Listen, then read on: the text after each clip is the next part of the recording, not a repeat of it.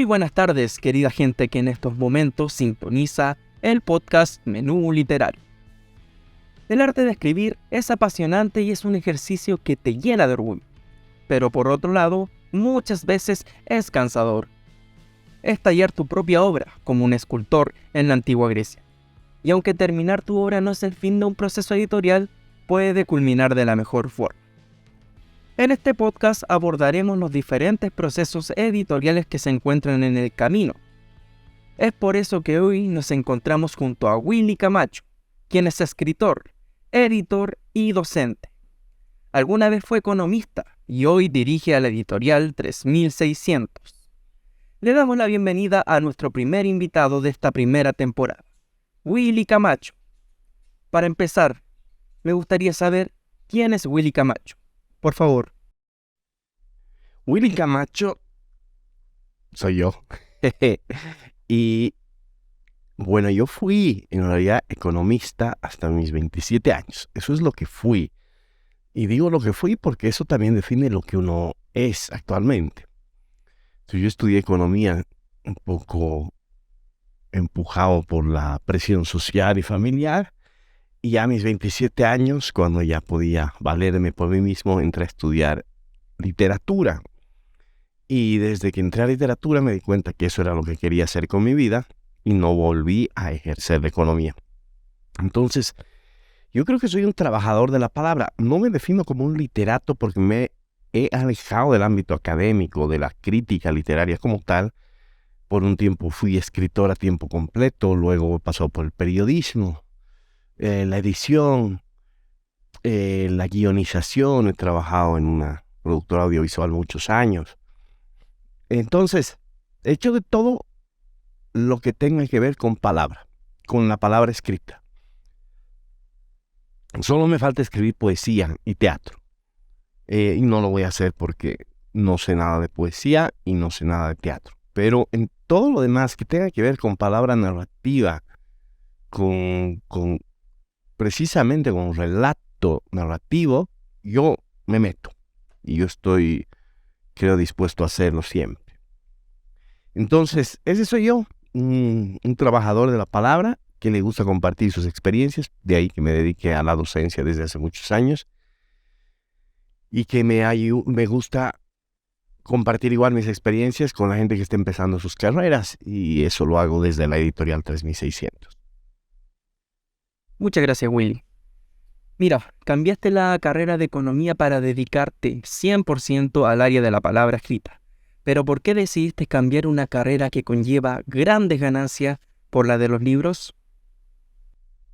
Decidí este cambio al final del primer año de la carrera de literatura. Porque claro, ya supuestamente yo había entrado por hobby a la carrera de literatura. Una amiga mía muy querida, Violeta López, me dijo, se abrió un examen para entrar a literatura. ¿Por qué no entramos? Va a ser nuestro hobby, vamos a hacer una materia al año. Y claro, entramos los dos por hobby, porque ya teníamos nuestras respectivas profesiones. Y a mí me fue gustando más. Violeta consiguió trabajo y dejó a medio año la carrera. Y yo seguí. Igual lo tomaba como hobby, ¿no? Para mí era de estar de nuevo en el primer año de universidad, con todo lo que implica estar en un primer año de universidad, ¿no? La diversión, la fiesta, nuevos amigos, ese descubrir un ambiente nuevo. Pero claro, también estaban las clases que me gustaban y había clases que no, la verdad. Y como era mi hobby, a las clases que no me gustaban, poesía, por ejemplo, no le dedicaba tiempo, no me interesaba. Entonces, no lo estaba tomando seriamente, porque un hobby puede ser también algo serio, ¿verdad? Hay hobbies muy serios. Hay gente que, por ejemplo, tiene hobby coleccionar algo y tiene cuartos y cuartos de colección. Entonces es un hobby serio. No, este es un hobby realmente en el estricto sentido de la palabra. Entonces, al final del año me di cuenta que este hobby me demandaba mucho tiempo. O sea, que si era un hobby serio, ahí me di cuenta, esto es un hobby serio. Si es que es un hobby. Y ahí entré en crisis. Dije, ¿va a ser un hobby? Porque De hecho, no había buscado yo ya trabajo. O sea, me había olvidado de buscar trabajo porque estaba disfrutando demasiado. Y ahí me di cuenta que no estaba disfrutando la fiesta, eh, todo lo que dije en un principio, ¿no? Yo estaba disfrutando el estudio como tal, o sea, el conocer nuevas cosas, el conocimiento que estaba adquiriendo. Y claro, para disfrutarlo mejor, no podía pensar que era un hobby, porque me iba a pasar todos los años que materia que no me gustara y yo no le iba a dedicar tiempo porque no iba a ser algo muy serio. Entonces, ahí tomé una decisión y dije, si esto es lo que quiero hacer en mi vida, lo tengo que hacer de verdad y con toda la seriedad del mundo. Y tomé una decisión después de pensar toda una noche. La comuniqué a mi familia, luego se la comuniqué a mis amigos, que no entendieron, nadie entendió. Pero bueno, fue mi decisión. Y a partir de ahí, sí, me dediqué solo a estudiar, ni fiestas, ni nada. 100% al estudio, a la carrera. En realidad, estudio, y digo a la carrera en general, porque fui dirigente estudiantil. O sea, participé de todo lo que pude en mi carrera. Me empapé de lo que era mi carrera. Y así fue la decisión. O sea, fue un momento de pensar qué es lo que quiero hacer en mi vida, de darme cuenta que esto era lo que me hacía feliz. También poner en la balanza qué iba a pasar en el futuro. Sabía que siendo economista tenía unas perspectivas de futuro económicas, laborales muy interesantes, y que si renunciaba a eso, mis perspectivas se reducían. Pero opté por lo que me hacía feliz. De alguna manera siempre tuve eso en mente, ¿no? Que el dinero no da la felicidad. Pero yo sé que es muy necesario. Y cuando uno enferma o cuando la gente que tú quieres enferma, ahí te das cuenta cuán necesario es el dinero. Pero en ese momento de mi vida, en la balanza pesó más esta paz interior, ¿no? Sentirse bien con uno para poder hacer sentir bien a los demás. Y ese fue el motivo para el cambio de carrera. Fue un cambio drástico el que protagonizaste, Willy, porque la carrera de economía no tiene nada que ver con la carrera de literatura. Sin embargo, una vez escuché decir que siempre hay algo que une esto con esto otro. Mira, pero cambiando de tema, me gustaría saber cómo fueron tus inicios en la edición.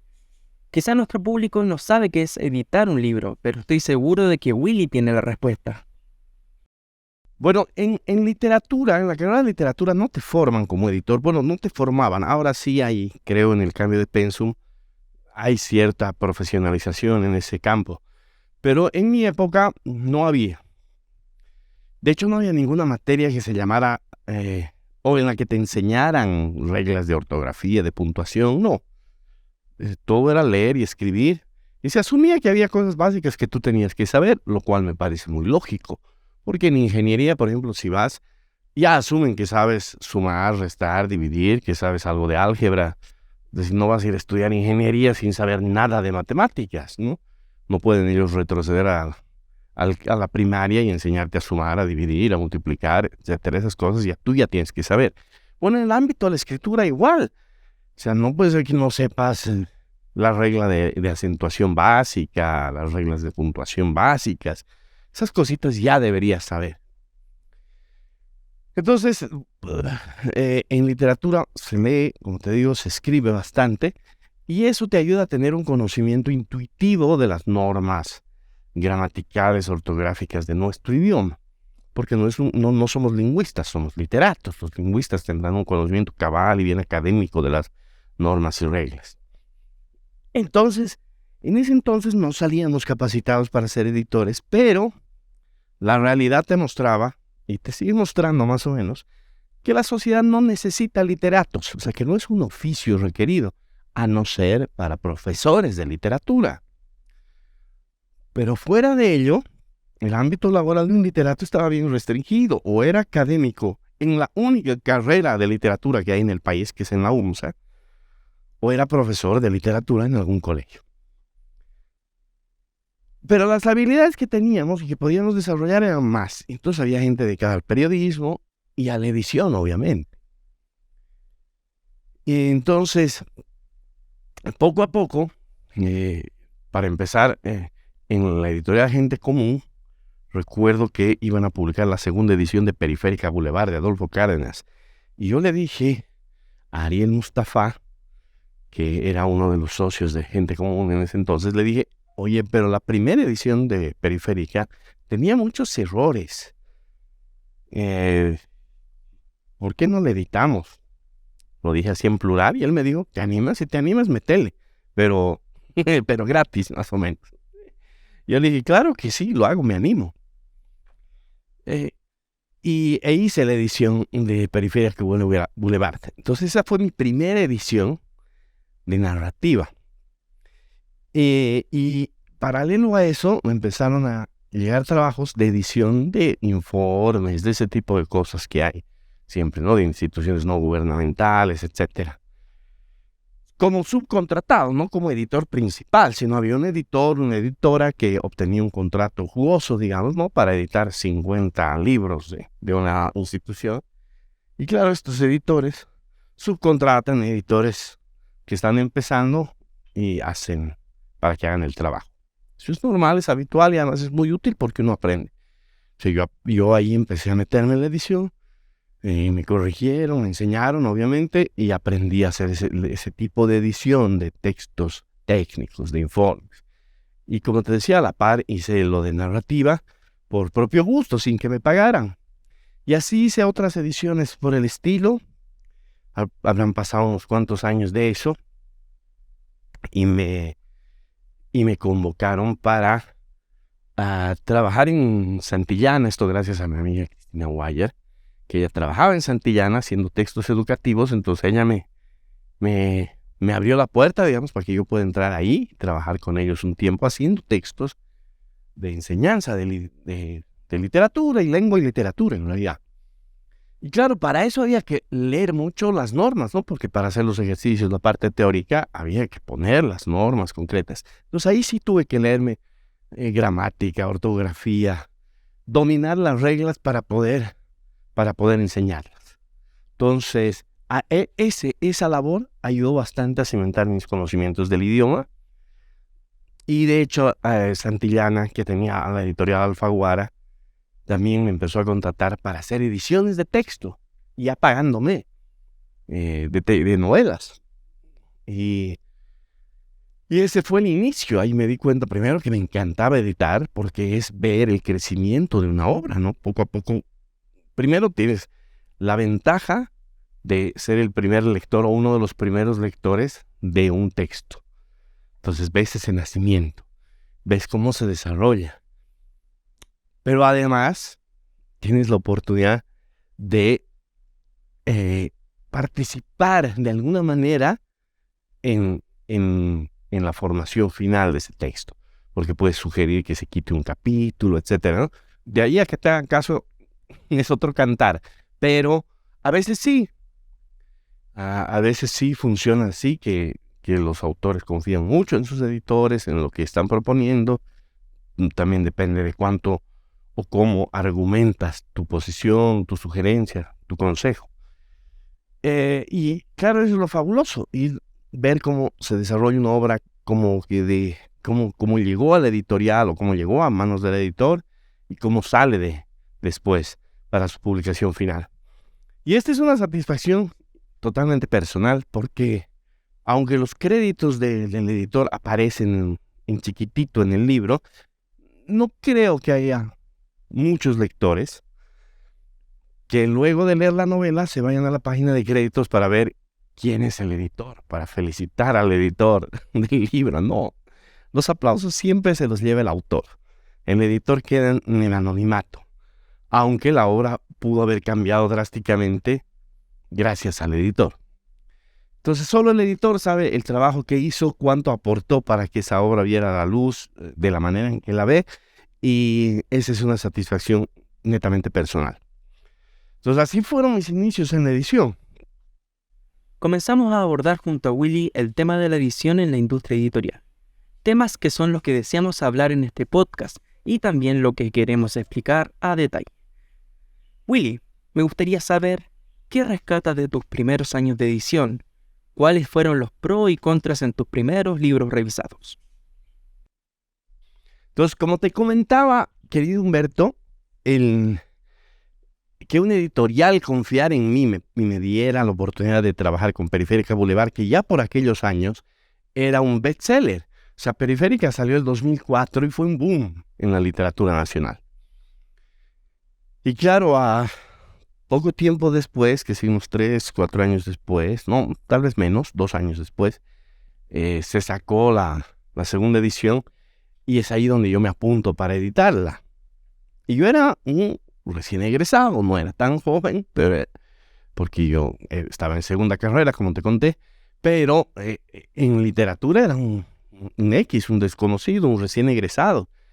Entonces, que un editorial confiara en una persona así, para mí fue un gran impulso, ¿no? Obviamente, la editorial no me pagó, no importa, pero me dio la oportunidad de meter mano a un libro espectacular. Porque lo que normalmente se hace es que cuando un editor está empezando en un editorial, le das libros que por ahí no van a estar tanto en la luz pública, precisamente para evitar cualquier problema. Es decir, si hay alguna falla en la edición o no tengan ninguna crítica grave, ¿no? Pero los libros de autores ya consagrados y todos los asignas a los editores también, que ya tienen muchos años de experiencia. Esa es la idea más o menos, así funciona. Entonces a mí me dieron de entrada un libro que ya era bestseller, de un autor mega consolidado y famoso. Entonces ese fue un pro, ¿no? Empezar con patada voladora en el mundo de la edición, con algo muy exigente, además por las características de la novela. Periférica Boulevard es un libro muy, muy difícil de editar. Entonces, un pro. Contra, ya en el trabajo pagado de esto que te digo, de los textos técnicos, de organizaciones no gubernamentales, ahí, bueno, me subcontrataron, porque en realidad había una persona, un grupo de personas que ganaron un contrato para editar varios libros, creo que de una institución de Naciones Unidas, ya no lo recuerdo. Pero eran varios libros técnicos, informes técnicos de todos los departamentos del país. Entonces a mí me dieron 3 departamentos, La Paz, Cochabamba y Tarija, si mal no recuerdo. Que eran libros pues grandes, de 300 páginas cada informe, ¿no? Y había que revisar números y toda la cosa. El primero fue bien, pasé la prueba, me enseñaron algunas cosas, además, como te dije, uno siempre aprende. Pero ya en el segundo y en el tercero, aunque hice exactamente el mismo trabajo, me dijeron, no, pero aquí no has editado. Pero yo decía, sí, pero porque se hace con control de cambios. La prueba de tu trabajo de edición está en el control de cambios, ¿verdad? Me dijeron, no, ya no has hecho tanto trabajo aquí, creo que ya has flojeado. Y listo, y decidieron, con esa simple suposición del creo que has flojeado, quitarme la mitad del sueldo. O sea, decirme, no, aquí has flojeado, no te puedo pagar completo. Que ya fue una canallada. Y que aprendí que es algo que se hace también muy frecuentemente. Aprovecharse de las personas que están comenzando, porque como no conoces a nadie, no sabes cómo funciona el asunto, finalmente por ahí estás tímido, recién estás aprendiendo y no sabes si realmente lo has hecho bien o lo has hecho mal. Entonces, básicamente aceptas callado y dices, ya ni modo, lo siento, ¿no? Pero ese fue un contra, ¿no? Y frustrante además, porque uno le dedica tiempo, esfuerzo, dedicación, y todavía que sugieran que has hecho trampa, es decir, que no has trabajado, que has querido ganar de la nada, es ofensivo. Ante esos casos, yo lo que sugiero además a la gente es nunca más vuelvas a trabajar con esas personas, cosa que yo hice, nunca más me quise relacionar. Cuando alguna vez me mencionaron que esas personas estaban presentes en algún tipo de trabajo editorial, yo decía, no edito para ellos o no publico para ellos, ahora que estoy en una posición de editorial, ¿no? Porque es gente estafadora. Luego, de mis primeros años, puedo rescatar esas ganas que siempre hay al principio, ¿no? De trabajar 24 horas sin parar. Yo era editor así me entregaban un libro y yo podía hacerlo en 2 días, porque trabajaba hasta 48 horas, se llegaba a trabajar sin parar, sin dormir, sin comer, no me paraba ni para ir al baño, bueno, porque no comía, no tomaba nada. Claro, le estaba haciendo mucho daño a mi cuerpo, a mi cerebro. Pero uno no se da cuenta, ¿no? La juventud realmente te permite hacer locuras. Y hacía los trabajos muy rápido, me tomaba el tiempo que tomaba, ¿no? Es decir, trabajar 48 horas sin parar es terrible. Porque normalmente uno debería editar unas 5 horas al día. Luego la vista también se cansa, ¿no? O 4 horas un texto y 4 horas otro. Alternar, porque si no el nivel de concentración tampoco te permite hacer un buen trabajo. Entonces ponte que editas 4 horas al día un texto. Yo hice en 12, lo que se haría en 12 días, lo hacía en 2. Entonces no es que lo hacía rápido, ¿no? En realidad lo hacía en el tiempo que correspondía, solo que concentrado, porque yo no dormía, no iba al baño, como te digo. Entonces, si bien es algo que no le hace bien al cuerpo, pero puedo rescatar las ganas, porque había un impulso emocional, ¿no? Espiritual, que me motivaba a hacerlo así cuanto antes. Yo empezaba a leer y me metía en la obra y me metía en la labor de edición, a tal grado que se me pasaba el hambre. No es que yo me imponía, no voy a comer hoy día por trabajar. Simplemente no me daba cuenta. Empezaba 8 de la mañana y de repente eran las 8 de la noche y yo no había almorzado, no había desayunado, nada, y no tenía hambre. Entonces dije, le meteré ya hasta que me dé sueño, y de repente ya eran las 8 de la mañana de nuevo. Ya había pasado 24 horas y no me había dado cuenta. Bueno, pues ese impulso, esa vocación de hacer y esas ganas que te hacen perder el hambre es lo que puedo rescatar de esa época. Ya no me pasa eso, ¿no? Es inevitable, los años también te cobran factura, las locuras de la juventud se pagan, entonces ya no se puede hacer ese tipo de cosas. Y ya tal vez ya no me sorprenden tanto los textos como me sorprendían cuando empecé en esto de la edición, ¿no? Cualquier texto para mí era deslumbrante y me fascinaba editarlo. Ahora ya veo y digo, este no está tan bueno, y voy editando con menor sorpresa, con menor asombro, que es inevitable con los años. Y si eso puedo decir de envejecer, si algo malo hay en envejecer, es eso, la pérdida del asombro. Y bueno, errores de principiante, yo creo que tienen que ver con el trato, sobre todo con los autores. Porque los errores de edición misma, la mecánica de la edición, todos los vamos a cometer y creo que se siguen cometiendo.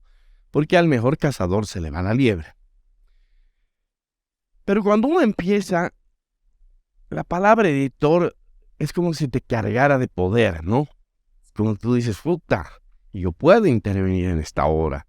Y entonces empiezas a hacer intervenciones muy drásticas, o sea, exageradamente drásticas, como hacerle cambiar el nombre de un personaje porque tú consideras que no suena bien. Y entonces le haces cambiar toda la obra, hay que buscar el nombre y cambiarlo por el que tú sugeriste, o esta cuestión de el lenguaje, hacerle cambiar todas las formas de habla de un personaje porque a ti no te parece que esté bien, qué sé yo, ese tipo de cosas. Sobreintervenir, yo creo que ese es el principal error, o el error más común de la gente que empieza en la edición. Hacer una sobreintervención. En algún momento me di cuenta que eso no era bueno ni para mí ni para los autores, ¿no? No era bueno para mí porque, primero, que me quitaba mucho tiempo meterme tanto, y me quitaba tiempo igual en las discusiones, en la argumentación con el autor. Y dos, que era irrespetuoso, porque finalmente este autor, consagrado o no, le ha dedicado pues sudor, esfuerzo, mucha imaginación a su proyecto, a su obra. Y ya cuando empiezas a intervenir tanto, básicamente le estás diciendo que ha hecho una basura. Pero por otro lado, hay mucho de ego ahí, ¿no? Porque estás queriendo imponer tu gusto, tu percepción estética. Entonces creo que ese es el error de principiante que cometí. Me duró muy poco, por suerte. O sea, conozco editores que viven así, o sea, que han empezado así y no han cambiado nunca, que quieren imponer su estilo, su forma de escritura, todo al autor. Y muchas veces sin consultarle, le meten mano nomás a los textos. Y ese es un error terrible. Y ahí está. Ese es otro error craso que he cometido. Meter mano a un texto sin preguntarle al autor. Según yo, haciéndolo un bien, ¿no? O sea, mejorar su texto. Mejorarlo, entre comillas, ¿no? Según desde mi perspectiva. Pero claro, eso es una falta de respeto total, porque el autor, aunque haya escrito una soncera y objetivamente sea una soncera, es su soncera y él tiene derecho a decidir si se queda así soncera o si se cambia. Pero el editor no tiene por qué meterle mano sin consultarle y publicarlo. Entonces ese es otro error que cometí. Según yo, era lo correcto, que más bien el autor debía agradecerme. Te hablo de esto hace muchos años. Ahora me doy cuenta que no, que correspondía más bien que yo ofreciese disculpas por eso y nunca más volver a hacerlo. Bueno, y nunca más lo volví a hacer, de hecho, pero son esos errores que pasan al empezar esto. Son pequeños errores que se cometen en el pasado, principalmente cuando uno inicia, ¿no? Mira, tengo una pregunta que estoy seguro es del interés de nuestra audiencia y que estará encantada de escuchar. ¿Cuál es la labor del editor? Bueno, un editor tiene que, de hecho, conocer muy bien el lenguaje, el idioma. Entonces hay que hacer un pulido de la escritura misma, sintáctica, gramatical, ¿no? Hay que dejarlo eso bonito. Que lo que esté diciendo esté bien escrito, que no hay errores. No hay errores de dedo, no hay errores de puntuación, de acentuación, de ortografía, de sintaxis, etc. Que sea un texto pulcro. Siempre se van a ir. Eso, no hay que torturarse por eso. No conozco un libro perfecto. No he leído todos los libros del mundo, pero de todos los libros que he leído yo en mi vida, nunca ha habido uno que no tuviese algún errorcillo por ahí. No importa cuántos ojos intervengan, siempre se va a ir algo, se va a ir una comita, se va a ir un espacio, una letra de más, etc. No hay que mortificarse. Yo antes sí sufría mucho cuando había eso, pero aprendí que no. ¿Cuántas palabras hay en un libro? ¿Cuántas letras hay en un libro? Entonces, que haya, qué sé yo, de 100,000 caracteres, 100 estén pifiados, no es mucho, pues. Estamos hablando de muy poco en porcentaje. Entonces, no hay que mortificarse por el asunto. Y luego de ese pulido formal, el editor tiene que ir más a fondo, ¿no? Porque esta labor es un corrector de estilo que en Bolivia la hacemos los editores también. En otros países, una cosa es el corrector de estilo y otra cosa es el editor. Pero en Bolivia tenemos que cumplir las dos funciones porque así está nuestro mercado editorial, no hay presupuestos para dividir funciones, etc. Entonces el editor hace primero ese pulido formal y luego se mete a cuestiones de fondo. Que puede implicar sugerencias drásticas como quitar un cuento de un libro de cuentos o dos cuentos porque no van con el todo, quitar un capítulo de una novela, cambiar el orden de los capítulos, la disposición igual de los cuentos en el libro, sugerir que se cambie alguna parte del argumento porque no tiene que ver con la realidad histórica, etc. Es decir, el editor se mete a cuestiones ya de fondo que tienen que ver con la estructura narrativa, con la verosimilitud, con su coherencia histórica cuando corresponda. Entonces, el editor va mucho más al fondo que el corrector de estilo. Esto en literatura. En textos, por ejemplo, técnicos, que a mí me ha tocado editar muchos años, por ejemplo, la memoria de una AFP. Entonces, todos los años editaba la memoria de esta AFP. Había pues informes económicos por montones, ¿no? O sea, cuadros con números. Un editor no tiene que ver solo las palabras, tiene que meterse incluso a eso, agarrar la calculadora y ver que la tabla de la suma y el porcentaje que dice. Entonces se demora harto. Yo me metí ahí y he descubierto que había algunas tablas cocinadas que no daban 100%. La suma daba 111%. Entonces yo les decía, esta tabla no da lo que dice. O sea, no da 100%. En realidad es un 111%. Y claro, hacían corregir.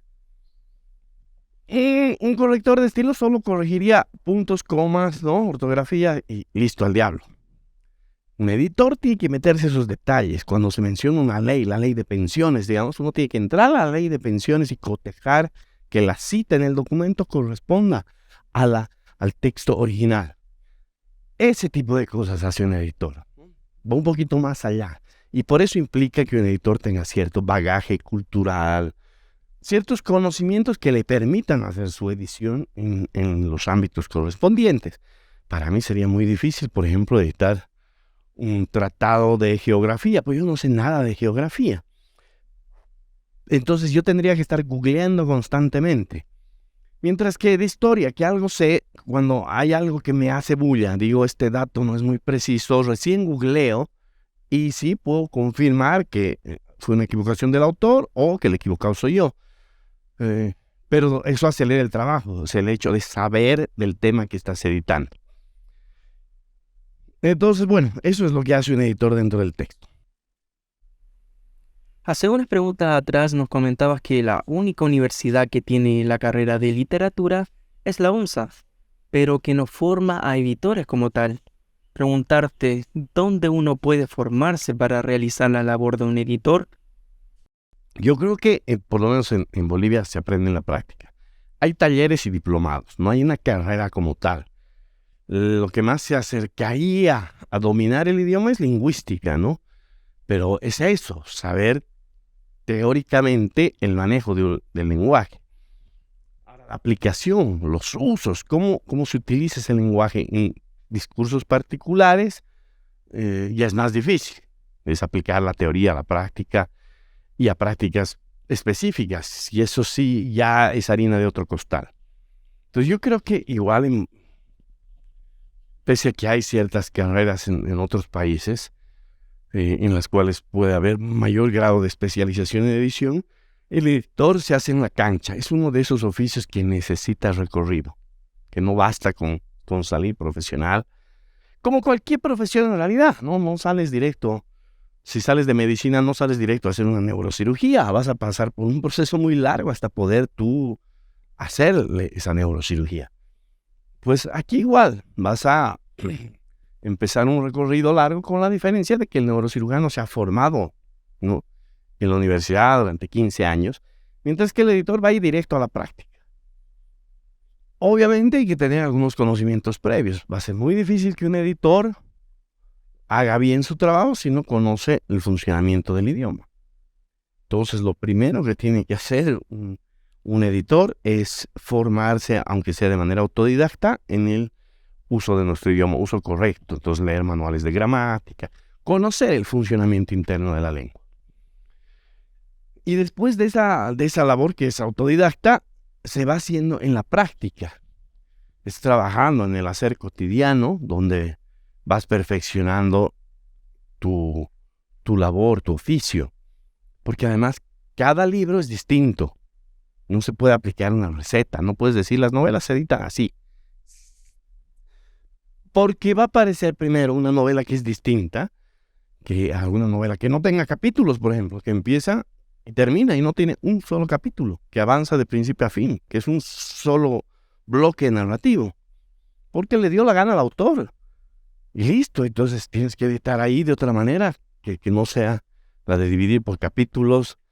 Hay novelas, por ejemplo, de José Saramago, El Evangelio según Jesucristo, que no tiene líneas de diálogo ni nada, solo tiene comas para separar, no pone comillas, no pone nada, porque le dio la gana al autor. Entonces si el autor te dice, yo quiero que se quede así, no quiero líneas de diálogo, listo, ya no puedes convertirlo eso a líneas de diálogo, entonces tienes que trabajar con la lógica que ha querido darle el autor. He ahí el arte de la edición. Saberse adaptar, tener la capacidad, la flexibilidad de adaptarte a los estilos individuales de los autores, porque todo esto es cuestión de estilo. Los autores van a manejar el idioma, en la mayoría correctamente, sí, pero van a utilizar el lenguaje a su propio estilo y a conveniencia de su narración, de su propuesta narrativa. Entonces, en Periférica Boulevard, por ejemplo, Adolfo Cárdenas hace una transcripción de la oralidad paceña. Entonces, si bien él conoce las reglas, las rompe, pero las rompe a propósito, no son errores, sino que las está haciendo una propuesta experimental de una oralidad transcrita. Y editar eso implica un desafío, porque hay que meterse a la lógica del neolenguaje, digamos, que está planteando Adolfo Cárdenas, y trabajar la edición desde ahí, desde esa lógica, muy nueva, muy única además. Entonces el arte de la edición está en la práctica, pero sobre todo en saber comprender muy rápido la lógica que plantea el autor o la autora, porque hay una lógica interna en cada texto. Y esa es la que tiene que comandar la narración. Esa es la constitución política de cada texto. Mientras más tarda un editor en entender la lógica, más errores va a cometer. Si terminas de leer la novela y recién te das cuenta, pero es que había sido una transcripción de la oralidad paceña, listo, le has metido mano a toda la novela, seguro has corregido cosas que no debías corregir y tienes que desamarrar todo lo amarrado. Si pillas la lógica de la novela en las primeras 4 páginas, listo. Ahí tienes pasta de editor. Ahí se nota la pasta de un editor, ¿no? Cuando rapidísimo ya pilló la onda y va a seguir el proceso de edición sin mayores complicaciones y sin molestar mucho al autor, sin llamarlo a cada rato. Bien, como nos comenta Willy, la labor del editor es un trabajo de rigurosidad.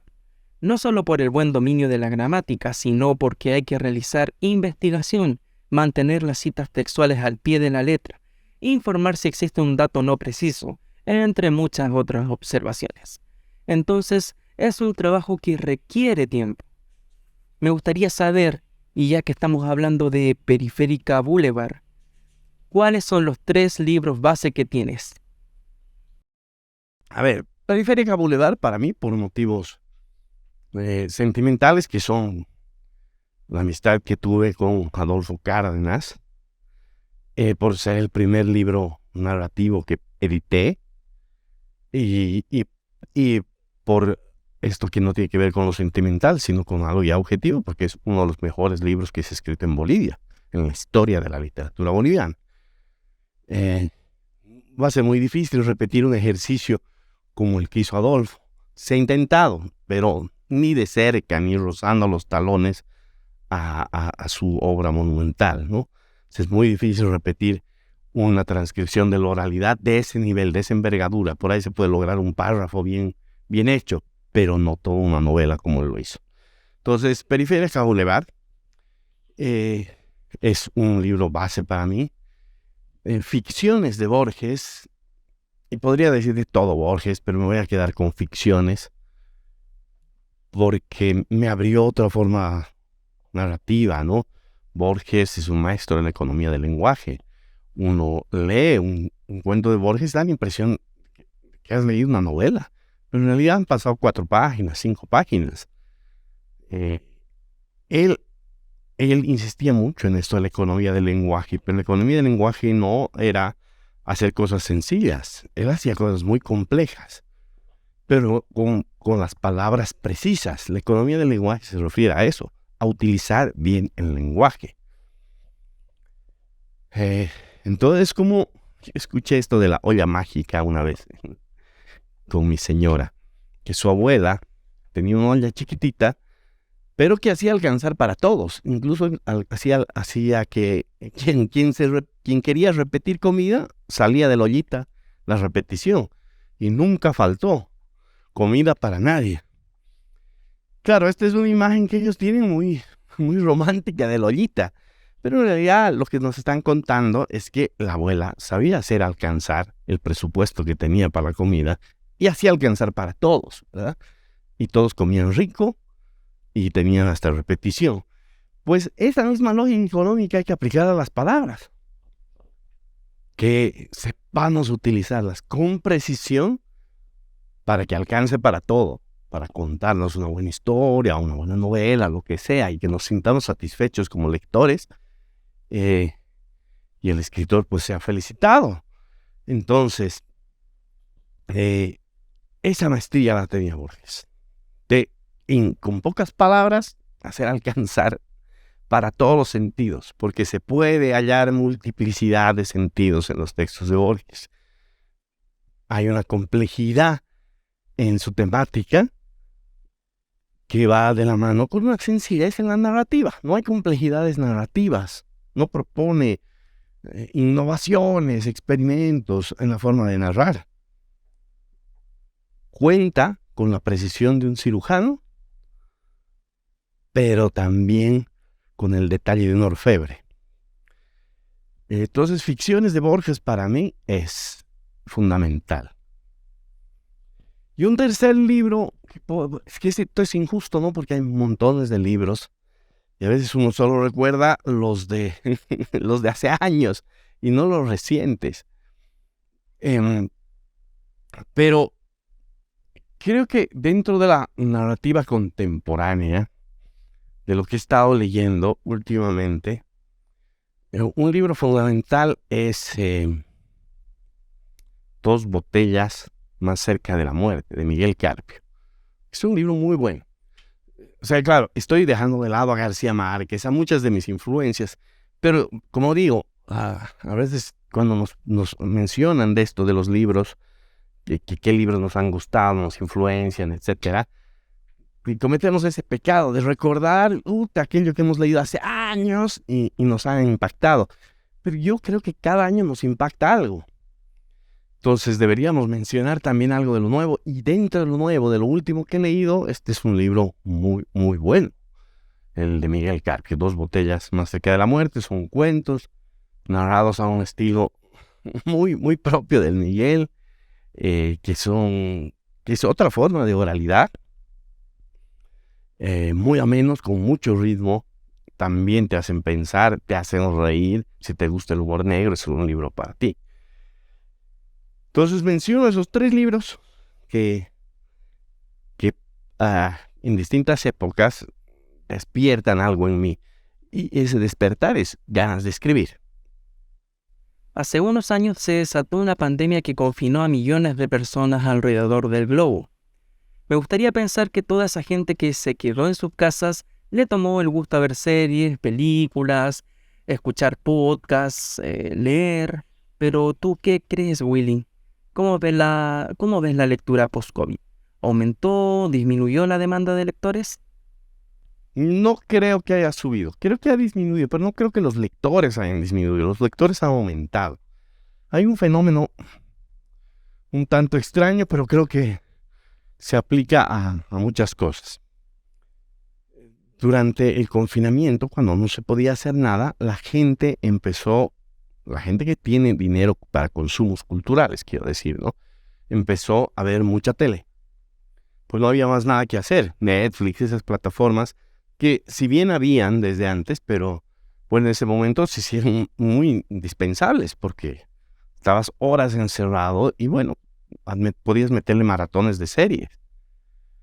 Y ahí empiezas a descubrir otras plataformas, que eso es lo que me pasó a mí. Yo solo tenía Netflix, pero desde la pandemia ya tengo HBO, Star Plus, Amazon Prime, Disney, etcétera. Entonces, tienes una variedad de contenidos. Y ya cuando tienes que retomar la rutina del trabajo, primero que se te hace un poco más difícil, llegas a casa y realmente resulta cómodo prender la tele, tumbarte y ver hasta dormir. Y ya te olvidas de la vieja rutina que era tumbarte en cama y leer tu libro. Y luego apagar la lámpara y dormir. Entonces creo que la pandemia nos afectó en eso. Cambió ciertos hábitos, por un lado. Y eso es muy difícil de retomar. A la persona que ya está acostumbrada a ver la tele antes de dormir, le va a costar tomar un libro para echarse. Por un lado. Por otro lado, se ha compartido mucho texto online. De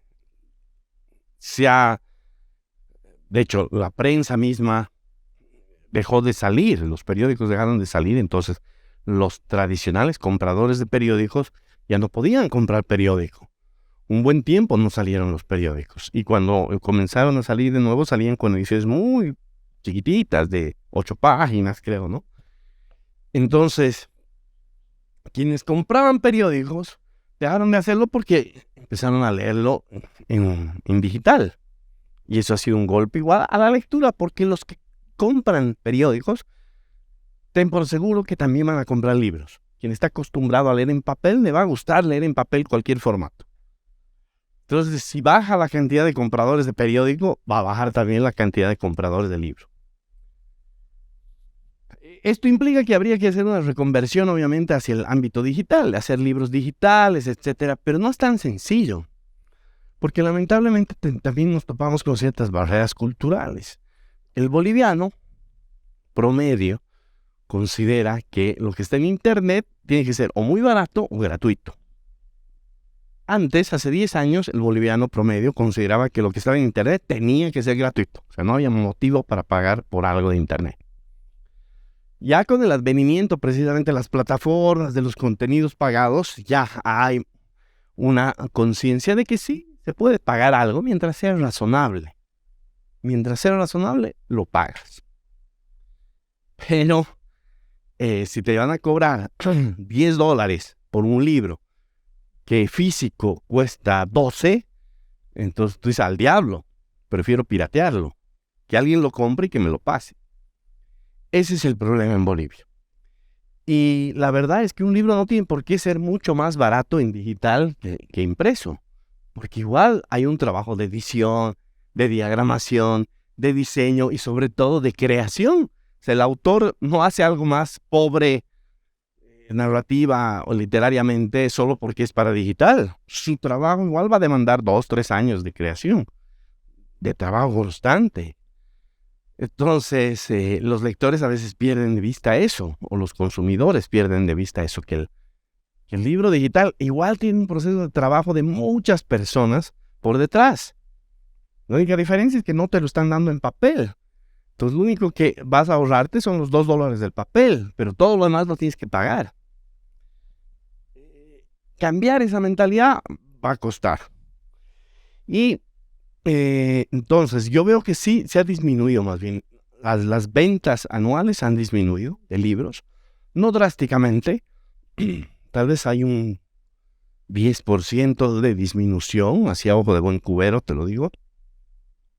Y eso implica que la gente está leyendo un poquito menos, o que hay menos lectores de los que había antes. Puede deberse también esto a un fenómeno económico, ¿no? Porque recién van 2, 3 años de la pandemia que ha afectado la economía de todo el mundo. Y entonces, claro, tal vez gente que antes destinaba platita a libros anualmente, que qué sé yo, que se compraba 20 libros al año, ahora solo puede comprarse 10. Porque ha gastado mucha plata, se ha endeudado para comprar tubo de oxígeno, para pagar el hospital de la mamá, etc. Hay muchos factores que pueden haber influido. Lo veremos en unos 3 años, recién ahí veremos la realidad, qué es lo que está pasando. Porque además merece estudios, pero esos estudios cuestan y las editoriales solas no pueden financiar este tipo de estudios. Claramente la pandemia dejó daños irreparables dentro de la economía de las personas, como la salud de ellas. Pero pasando a uno de los últimos temitas, me gustaría saber cuáles son tus referentes de la literatura boliviana en la actualidad. Bueno, Adolfo Cárdenas, y lo vamos a considerar como de este último tiempo porque acaba de morir y ha sido en este siglo la explosión, digamos, de Adolfo Cárdenas, aunque Adolfo venía publicando desde el 80 del siglo pasado, desde los 80.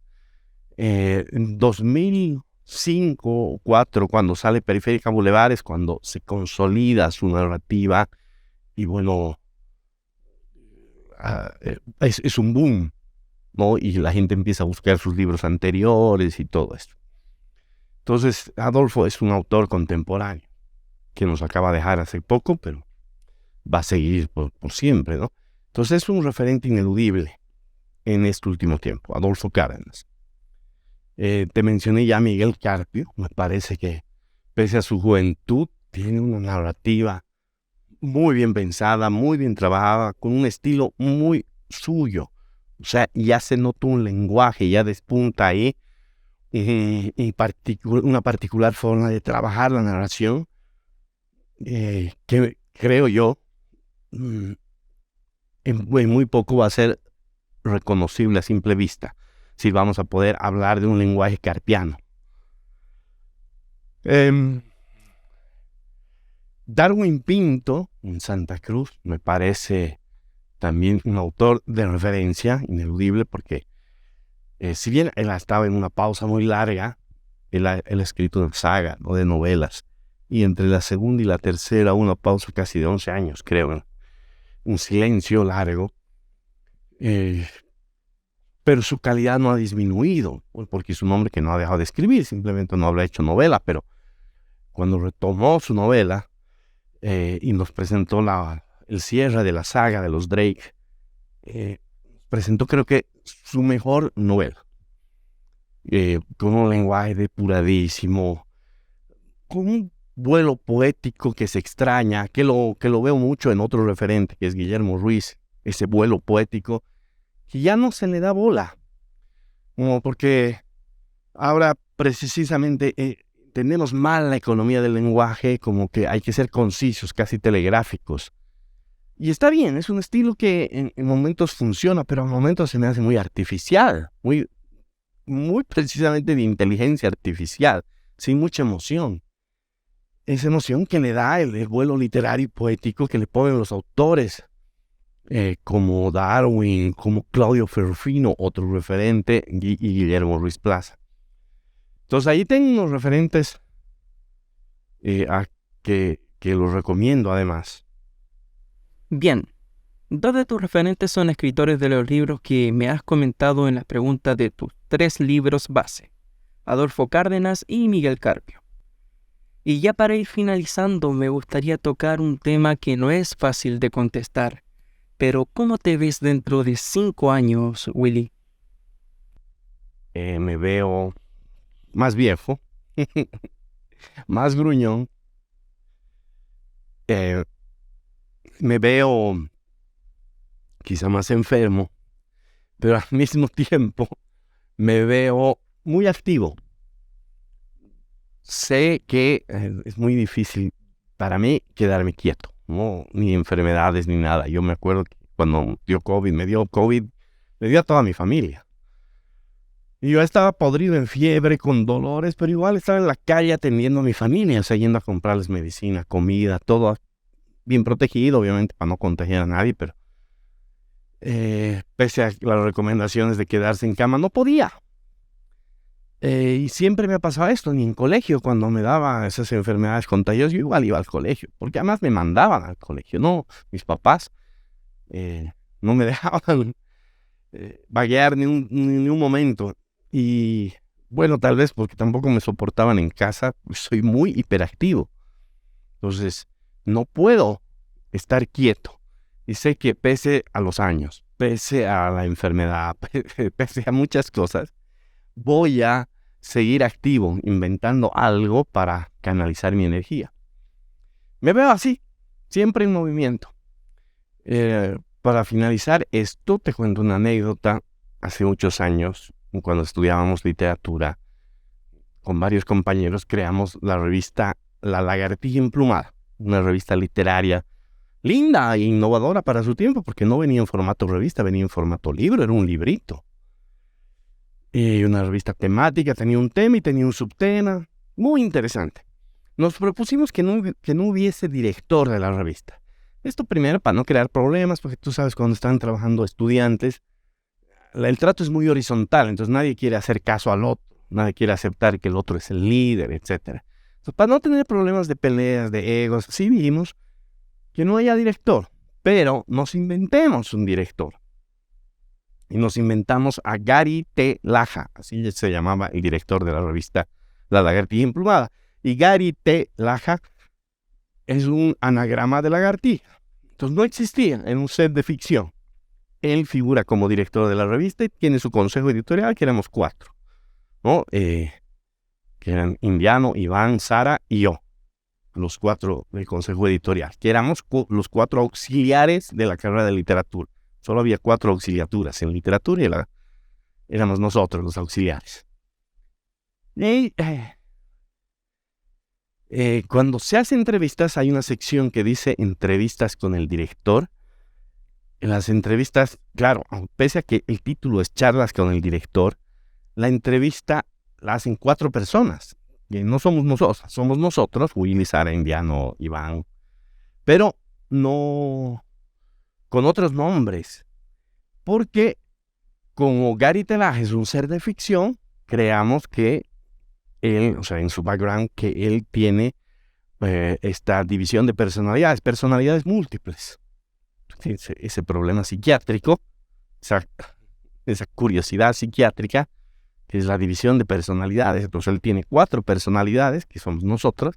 Entonces le hacíamos preguntas así al entrevistado, bien locas. Una personalidad era académica, entonces hacía preguntas muy sesudas, muy interesantes, ¿no? Desde la academia literaria. Y tenía otra personalidad que era un pandillero, que le hacía preguntas rudas y agresivas y chabacanas, ¿no? Así como, ¿cuántas veces te masturbas al día? Ese tipo de cosas, ¿no? Y tenía una feminista de personalidad y así. Entonces, era muy libre y muy divertida esa revista. Y la llamamos La Lagartija Emplumada, porque en esa época era muy difícil publicar. Veíamos nosotros que los periódicos y las pocas editoriales que había le daban cabida solo a los autores consagrados, que nosotros llamábamos dinosaurios. Eran dinosaurios ya, y por ser dinosaurios, si bien eran grandes, visibles, poderosos, también eran pesados, ya no se movían, estaban casi como estatuas ahí estáticos. Entonces nosotros dijimos, nosotros no somos dinosaurios, somos lagartija, nos movemos hacia esa velocidad. Siempre estamos en movimiento y somos emplumadas, porque, bueno, estamos emplumadas, que es una forma de decir emputadas, emplumadas porque no nos dejan escribir, no nos permiten dar a conocer lo que escribimos, pero por otro lado también porque tenemos pluma, o sea, porque podemos escribir, tenemos pluma. Entonces la lagartija emplumada, somos lagartijas con pluma. Yo, poco tiempo después, cuando ya pasó la revista, o sea, yo ya salí de la U, me hice tatuar en el pecho una lagartija. Precisamente para que todos los días, al verme en el espejo, luego de la ducha, viera esa lagartija y yo, pase lo que pase, recordara siempre que soy una lagartija, que mi intención es ser una lagartija, estar en constante movimiento, no convertirme nunca en un dinosaurio. Es decir, en ese ser que se queda quieto, estático, porque ya consiguió cierta fama, cierto prestigio. Entonces, por eso, en 5 años me veo así, de nuevo, más viejito, más arrugado, con más canas, pero con la lagartija en el pecho que me recuerde que siempre hay que estar en movimiento, canalizando la energía que se tiene acumulada. Gracias, Willy. Hay que seguir y vivir como una lagartija, siempre en movimiento. También tu consejo es no convertirse en dinosaurio. Es una interesante postura, me hace y creo que a nuestro público también le hará reflexionar. Eso ha sido la entrevista que tuvimos con el director de la editorial 3600, Willy Camacho. Agradecerle su compañía y la buena charla. Con nosotros será hasta unas cuantas semanas. Querido Willy, ¿un mensaje antes de despedirnos? Los invito a que sigan dentro de 2 semanas otra entrega de este menú literario, que ya veremos a quién le toca, pero que seguramente será una charla sabrosa como la que hemos tenido hoy día. Así es, Willy. La invitación queda hecha para que dentro de 2 semanas puedan visitar nuevamente este podcast con un nuevo invitado que vendrá desde la literatura. No se olviden de seguirnos en nuestras redes sociales como Facebook e Instagram. Me despido por hoy. Soy Humberto Pinto y nos vemos en una próxima oportunidad.